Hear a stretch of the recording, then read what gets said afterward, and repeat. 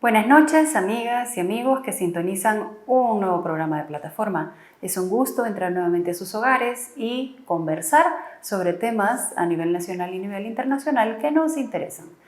Ideas, eso requerimos, pensar sobre lo que está sucediendo, más que simplemente reaccionar, y de eso se trata esta plataforma.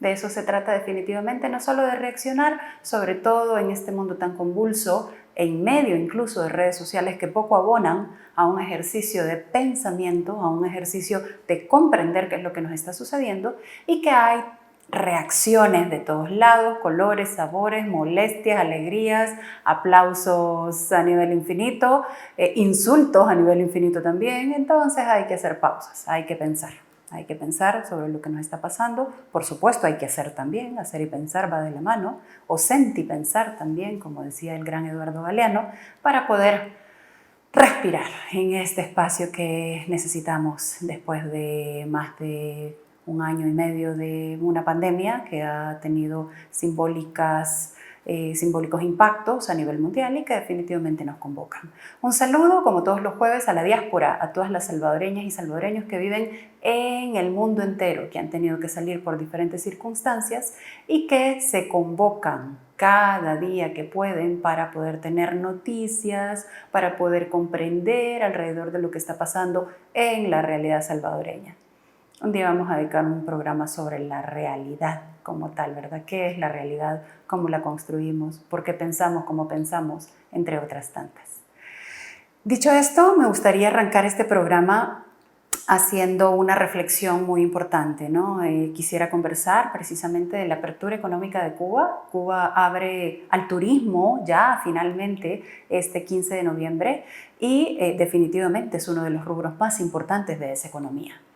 Pienso que hablar de Cuba nos convoca precisamente a reconocer cómo internamente se han venido desarrollando una serie de elementos en materia científica, en materia técnica, que permiten una reapertura ahora en noviembre, no solo desde la perspectiva de la bioseguridad lo suficientemente contenida, es decir, un ejercicio que va a permitir que cualquier viajero, cualquier turista pueda ingresar al país y sentirse con la mayor seguridad de todos los ejercicios de contención en relación con la bioseguridad.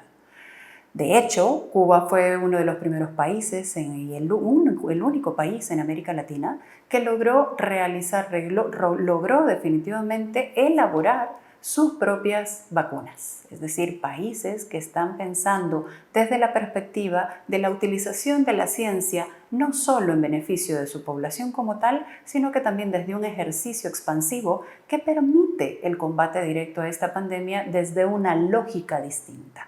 Es ahí donde el ejercicio de turismo también coloca a Cuba en otra perspectiva, es decir, reconocer que su población, el 69.7%, ya está vacunada. Y dentro de ello, no solo con sus propias vacunas, sino que también en un ejercicio completamente libre, voluntario, por la conciencia existente dentro de la isla a efecto de poder avanzar hacia definitivamente contener todos los impactos de este virus. Ahí están, son palpables, son visibles. Es importante comentar también que Cuba ha sufrido un embate potente con el bloqueo económico, es decir, comprender como ciudadanas y ciudadanos del mundo entero que hay decisiones o acciones concretas con una intencionalidad específica va a colocar siempre a algunos países en la mira. Cuba es uno. Y en ese sentido, sí me interesa dejar colocada esta noche que podemos verlo como un destino no solo desde la perspectiva médica, en bioseguridad, en el que podemos conocer historia, en el que podemos aportar, sino que también desde la construcción de esta narrativa contraria a toda la construcción que existe en contra de poder avanzar y poder construir sociedades mucho más humanas, soberanas, desde su propia identidad.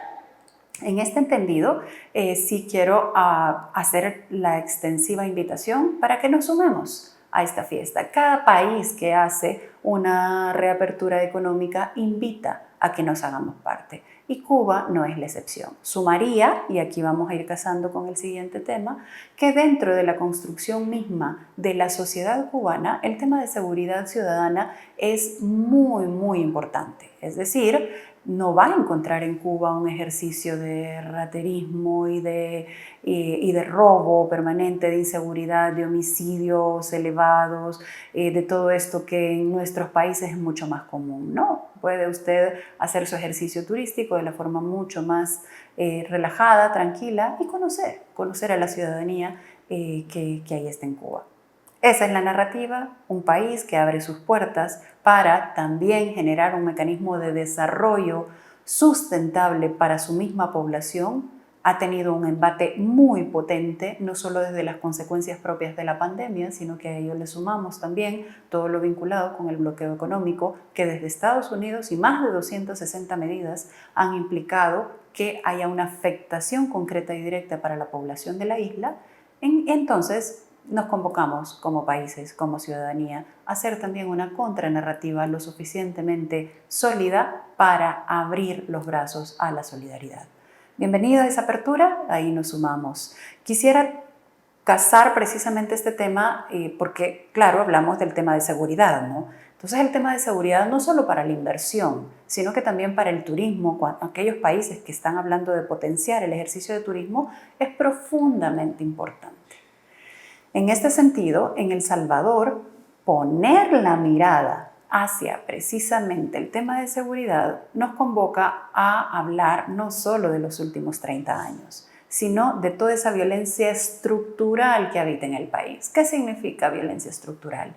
No es una violencia que tenga que ver con la inmediatez de una reacción, sino que tiene que ver con aquellas condiciones específicas que generan su existencia.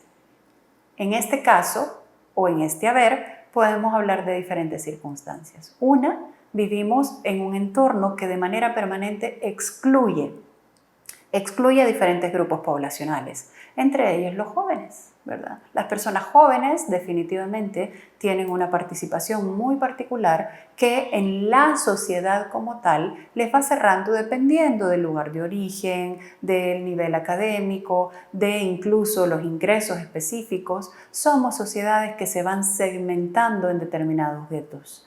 Hay lugares en donde jamás se va a pensar un habitante o un joven de determinada situación económica poder estudiar. No me imagino a un joven de la Popotlán pudiendo llegar, por ejemplo, a la ESEN como un ejercicio público, abierto y amplio. Además, no es de su interés, no es del interés de la universidad como tal ese. Y definitivamente podemos poner 1000 ejemplos alrededor de ello. Incluso la educación universitaria es limitada en este país. A pesar que hemos tenido un porcentaje que se ha podido elevar, definitivamente sí el acceso sigue siendo insuficiente en relación con la apertura a la universalidad. Grandes segmentos de exclusión marcan estas violencias. Violencia económica, violencia política, definitivamente, que ya vamos a dedicar un segmento para hablar precisamente de la violencia política. Lo que hablamos en el programa anterior, violencia contra las mujeres, violencia de género en todo su abanico, que también es muy importante colocarlo, y que también nos convoca a reconocer que el problema va más allá de si una familia, como dijo el ministro de Justicia y Seguridad Pública hace unos días en algunas declaraciones en relación con un caso de 2 jóvenes desaparecidos, son como las únicas y exclusivas, digamos, responsables de todo este proceso. No, definitivamente estamos frente a construcciones sociales que nos invitan a generar un entorno de reconstrucción de ese tejido social, pero desde un planteamiento estructural, en el que la exclusión deje de existir, en el que los mecanismos de diálogo y construcción hacia esa intencionalidad de sociedad que buscamos sea hacia un ejercicio mucho más equitativo y que nos permitan, por supuesto, generar un proceso de reconstrucción de estos pedazos de sociedad que somos. Sociedades en las que las familias están profundamente fragmentadas. Sociedades en donde la migración forzada se da no solo dentro del territorio nacional, sino que también sin miedo a perder nada fuera de las fronteras y que cada vez se convierte en un periplo, en un vía crucis, en un camino profundamente más plagado de injusticias y de elementos que lo llevan a convertirse en un camino o en un recorrido profundamente inhumano. En este ejercicio de inhumanización, que tiene que ver con todas estas causas estructurales, encontramos precisamente todos estos mecanismos que también nos llevan a una sociedad profundamente desigual en materia económica.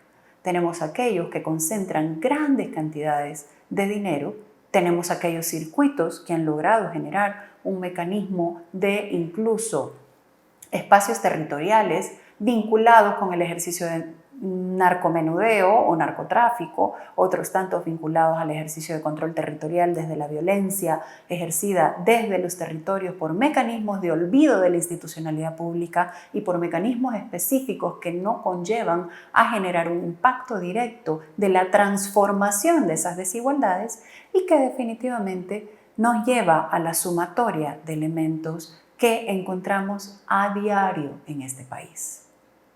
Vuelvo a evocar el ejemplo de un ministro de Seguridad que implica a dos ciudadanos, a dos jóvenes, en un circuito que todavía no tenemos certeza total del proceso de investigación sobre ello, de este narcomenudeo o de este ejercicio de vinculación con drogas.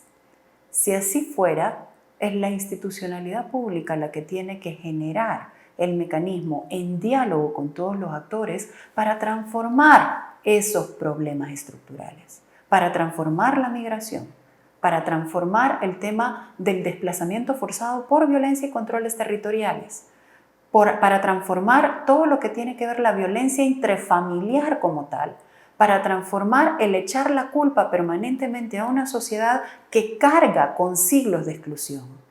Ustedes me dirán, esto no se hace de la noche a la mañana, y tienen absolutamente toda la razón. Esto no se hace de la noche a la mañana, pero se empieza definitivamente un día. Se empieza con un paso. Se empieza con una lectura del contexto y del enfoque que nos permita comprender dónde está el problema fundamental. Si venimos con discursos a pensar que vamos a transformar el tema de seguridad desde una perspectiva en la que sí hay un seguimiento y hay todo un ejercicio publicitario en relación con toda la obligatoriedad que tiene la institucionalidad pública para poderla contraer, sin atacar de manera directa esas causas estructurales como la exclusión, la pobreza, como el no tener acceso directo a mejores trabajos o a salarios dignos, obviando todo lo que implica la violencia laboral, es decir, en los contextos laborales también tenemos un ejercicio de violencia permanente que se ve traducido a diferentes esferas. Si no abordamos desde esa integralidad que corresponde, es decir, si no reconocemos que vivimos en una sociedad profundamente violenta porque su comprensión sistémica, porque su sistema es violento, porque aprovecha el ejercicio incluso de menores condiciones de determinada población para hacer riquezas para pocos, entonces no hemos comprendido nada. De nada nos servirá seguir dando vuelta una y otra vez al cassette, culpando a unos, culpando a otros, diciendo que esto no se construye de la noche a la mañana. Hay mayoría en la asamblea, hay todo un ejercicio de relacionamiento con el ejecutivo. Queremos ver entonces respuestas concretas y directas, no que hagan al Estado evadir la responsabilidad, sino que por primera vez de una forma coherente se hable de un ejercicio de políticas públicas con enfoque de derechos, es decir, la población al centro. No me interesa si los jóvenes estaban en un circuito de droga o no. Me interesa que la institucionalidad pública pueda responder a esas problemáticas. Si un joven sigue optando por las drogas como un ejercicio de salir de la cotidianeidad excluyente que al fin y al cabo está alrededor de él o de ella, definitivamente algo está mal. Es ahí donde tenemos que ver. Esa seguridad, ese reconocimiento identitario y el poner a la gente en medio de todas las decisiones son pasos concretos, directos y reales que permiten entonces sí la transformación de una sociedad. No es de la noche a la mañana, no, pero tampoco de la noche a la mañana podrá suceder si no se entienden los enfoques, las lógicas, las dinámicas y sobre todo las miradas directas hacia donde deben de dirigirse. No a la espuma superficial de qué hice yo, qué no hicieron los otros, ya basta de eso. Tenemos toda una posguerra, 30 años tenemos de ello y definitivamente hay que avanzar como sociedad. Quiero casar esto precisamente porque las construcciones de las sociedades no son inmediatas. Es ahí donde un ejemplo loable no es una sociedad perfecta, pero sí enunciable en relación donde el centro o el corazón de las políticas públicas sí se convierte su gente. Y la gente que llega, por ende, a colaborar, a apoyar y a aportar desde una perspectiva solidaria a esas construcciones de sociedad. Hacia eso hay que apuntar. Quiero referirme además, en el programa de hoy, a la propuesta de ley vinculada con agentes extranjeros. Y debo decir que, aunque desde muchos sectores se ha levantado las alarmas y las banderas rojas en relación con ello, porque lo es, o sea, siempre que existe un aparato o un instrumento legal o un instrumento no formal incluso que cierre la posibilidad de expresión de cualquier espacio, definitivamente vale la pena sentarnos a debatir sobre qué nos está sucediendo. No hablamos ni siquiera de voces disidentes, no hablemos incluso de oposición política como tal. Hablemos de voces que llaman a debates necesarios que nunca han existido en este país y que no van a existir en la medida en que se sigan cerrando las válvulas desde quienes tienen el poder, ni más ni menos. Y no es el pueblo el que tiene el poder, eso hay que reconocerlo una y otra vez a lo largo de la historia de este país. En ese sentido, preocúpese, institucionalidad pública, si a usted, teniendo esa ley y evitando que se genere un mecanismo de erogación de fondos específicos a organizaciones, empiecen a gestarse entonces sí procesos organizativos que tengan por centro fundamental la defensa de sus derechos que no están siendo reconocidos como tal.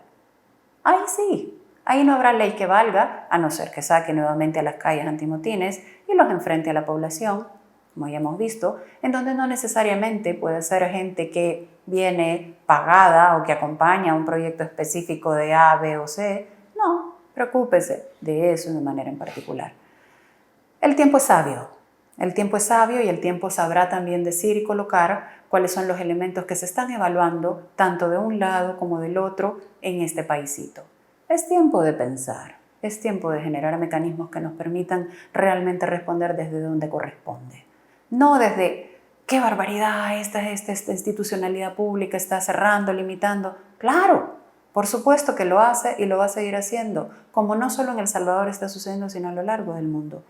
Pero la humanidad es sabia, la humanidad se reorganiza, la humanidad también reacciona ante determinados elementos, responde a otros tantos elementos y así veremos en función de cómo también los pueblos construyen a partir del pensamiento, a partir de la comprensión de los fenómenos, qué es lo que nos está sucediendo. En síntesis, este programa que nos ha llevado a hablar. Viene una reapertura al turismo de Cuba, bienvenida sea, enhorabuena, felicidades con todos los bombos y platillos posibles. Es una sociedad que se ha venido construyendo a sí misma con identidad, con un ejercicio de solidaridad incluso para el mundo, con la reapertura desde la perspectiva de generar mecanismos de desarrollo humano hacia lo interno, de reconocer que el mundo también tiene sus propias construcciones. Y dentro de esa propia construcción, con toda la identidad, también se genera un espacio de diálogo hacia el mundo. En esta construcción de sociedades, ¿cuáles son los problemas estructurales que El Salvador todavía tiene que observar, que todavía debe de mirar, que todavía debe de realmente reconocer para tomar decisiones un tanto más concretas, un poco más que nos lleven a dar un salto evolutivo en esta sociedad violenta y excluyente que somos, porque somos la réplica de un sistema que así es?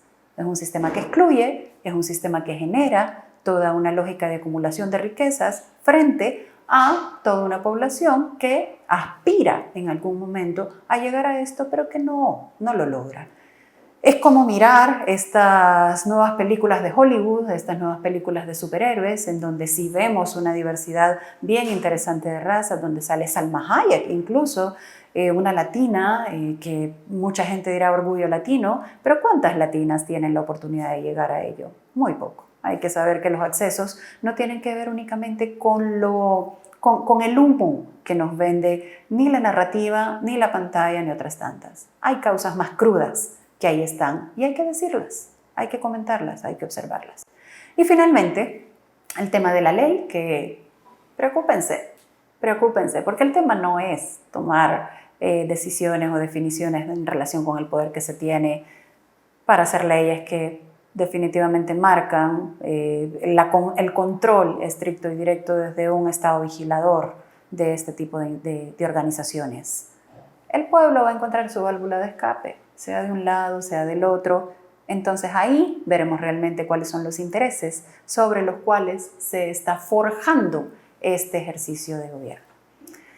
Muchas gracias, amigas y amigos. Un jueves más. Seguimos conversando en esta plataforma que nos convoca. Nos vemos el próximo jueves a la misma hora, en el mismo canal. Un abrazo grande. Pensemos, esa es la gran convocatoria. Un beso, buen provecho.